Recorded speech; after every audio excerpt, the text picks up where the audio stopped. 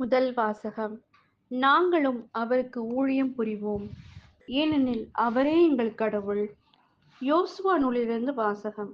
அதிகாரம் 24, இறைவசனங்கள் 1, 2, 15 முதல் 17, 18.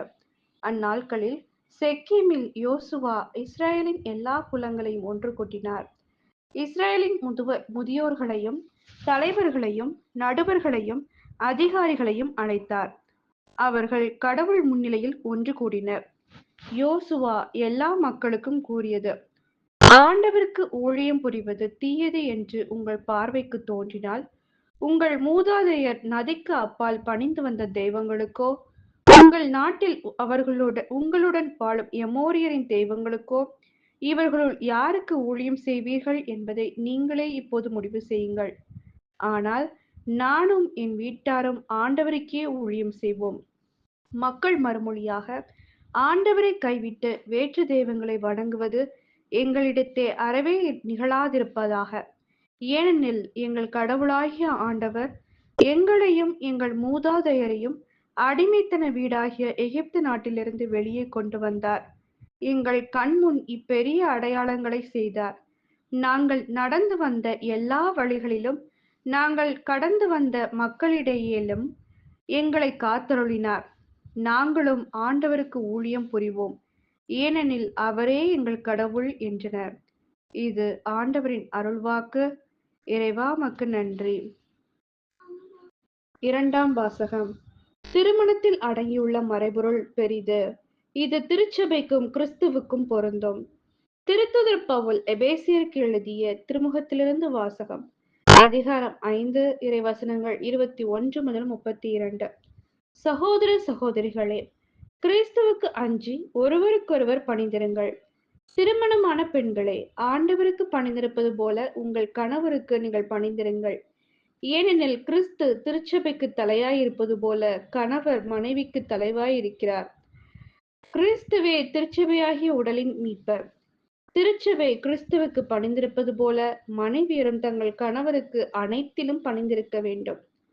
திருமணமான ஆண்களே, கிறிஸ்து திருச்சபை மீது அன்பு செலுத்தியது போல நீங்களும் உங்கள் மனைவியரிடம் அன்பு செலுத்துங்கள். ஏனெனில் கிறிஸ்து திருச்சபை மீது அன்பு செலுத்தி அதற்காக தம்மையே ஒப்புவித்தார். வார்த்தையாலும் நீரினாலும் அதனை கழுவி தூயதாக்குமாறு இவ்வாறு செய்தார். அத்திருச்சபை கரைத்திரையோ வேறு எக்குறையோ இல்லாமல் தூய்மையும் மாசற்றதுமாய் மாட்சியுடன் தம் முன் விளங்குமாறு இப்படி செய்தார். அவ்வாறே கணவர்களும் மனைவியரை தம் சொந்த உடல் என கருதி அன்பு செலுத்த கடமைப்பட்டிருக்கிறார்கள். தம் மனைவியின் மீது அன்பு கொள்கிறவர் தம் மீதே அன்பு கொள்கிறவர் ஆவார். தம்முடைய உடலை எவரும் வெறுப்பதில்லை, அதை பேணி வளர்க்கிறார். அவ்வாறே கிறிஸ்துவும் திருச்சபையை பேணி வளர்த்து வருகிறார். ஏனெனில் நாம் அவரது உடலின் உறுப்புகள். இதனால் கணவர் தம் தாய் தந்தையை விட்டுவிட்டு தம் மனைவியுடன் ஒன்றித்திருப்பார். இருவரும் ஒரே உடலாய் இருப்பர் என மறைநூல் கூறுகிறது. இதில் அடங்கியுள்ள மறைபொருள் பெரிது. இது திருச்சபைக்கும் கிறிஸ்துவுக்கும் பொருந்துவதாக கொள்கிறேன். இது ஆண்டவரின் அருள்வாக்கு. இறைவா உமக்கு நன்றி. நற்செய்தி வாசகம். நாங்கள் யாரிடம் போவோம்? நிலைவாழ்வு அளிக்கும் வார்த்தைகள் மிடம்தானே உள்ளன. யோவான் எழுதிய தூய நற்செய்தியிலிருந்து வாசகம்.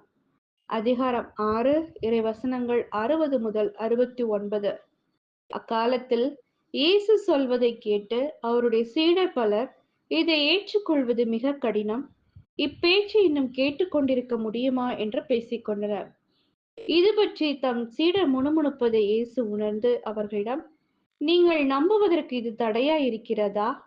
அப்படியானால் மானிட மகன் தாம் முன்பு இருந்த இடத்திற்கு ஏறி செல்வதை நீங்கள் கண்டால் அது உங்களுக்கு எப்படி இருக்கும்? வாழ்வு தருவது தூய ஆவியே. ஊனியல்பு ஒன்றுக்கும் உதவாது. நான் கூறிய வார்த்தைகள் வாழ்வு தரும் ஆவியை கொடுக்கின்றன. அப்படி இருந்தும் உங்களுள் சிலர் என்னை நம்பவில்லை என்றார். நம்பாதோர் யார் யார் என்பதும் தம்மை காட்டிக் கொடுக்க இருப்பவர் யார் என்பதும் இயேசுவுக்கு தொடக்கத்திலிருந்தே தெரிந்திருந்தது. மேலும் அவர், இதன் காரணமாகத்தான் என் தந்தை அருள் கூர்ந்தால் அன்றி யாரும் என்னிடம் வர இயலாது என்று உங்களுக்கு கூறினேன் என்றார். அன்றே இயேசுவின் சீடருள் பலர் அவரை விட்டு விலகினர். அன்று முதல் அவர்கள் அவரோடு சேர்ந்து செல்லவில்லை. இயேசு 12 சீடரிடம், நீங்களும் போய்விட நினைக்கிறீர்களா என்று கேட்டார். சீமோன் பேதுரு மறுமொழியாக, ஆண்டவரே, நாங்கள் யாரிடம் போவோம்? நிலைவாழ்வு அளிக்கும் வார்த்தைகள் உம்மிடம்தானே உள்ளன. நீரே கடவுளுக்கு அர்ப்பணமானவர் என்பதை நாங்கள் அறிந்து கொண்டோம், அதை நம்புகிறோம் என்றார். இது கிறிஸ்துவின் நற்செய்தி. கிறிஸ்துவே உமக்கு புகழ்.